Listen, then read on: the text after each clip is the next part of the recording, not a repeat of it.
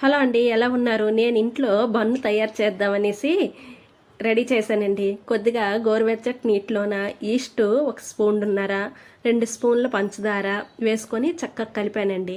కలిపిన తర్వాత అది కొద్దిగా ఈస్ట్ మనకి పొంగులాగా వచ్చినప్పుడు గోధుమ పిండి సగం, మైదా పిండి సగం వేసానండి. వేసిన తర్వాత ఆ ఈస్ట్ నీటితోనే చక్కగా చపాతీ పిండిలా కలిపాను. కలిపిన తర్వాత మూత పెట్టి ఒక అరగంట ఉంచానండి. చూడండి ఎలా పొంగిందో. ఆ పొంగిన తర్వాత అది తీసి కొద్దిగా దానికి ఫ్రెష్ చేసి అలాగా మళ్ళీ చపాతీ పిండిలాగా మళ్ళీ అలాగా మనం కలపాలండి.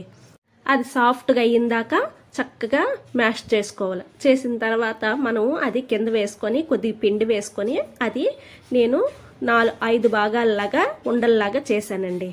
చూడండి ఎలాగా చాక్తో కట్ చేసుకున్నాను. 5 ఉండల్లాగా చక్కగా అవి మనం బన్నులు ఎలాగుంటాయో అలా కట్ చేసుకోవాలండి. కట్ చేసుకున్న తర్వాత నేను అవన్నీ చక్కగా ఉండల్లాగా చేసుకొని చక్కగా అవి ఇలాగ నులిపినట్టుగా చూడండి అలా నులిపినట్టుగా చేసుకొని ఒక కంచోకి పిండి రాసి పెట్టానండి.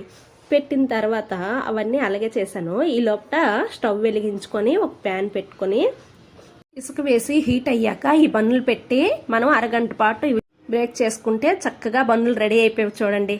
Thank you.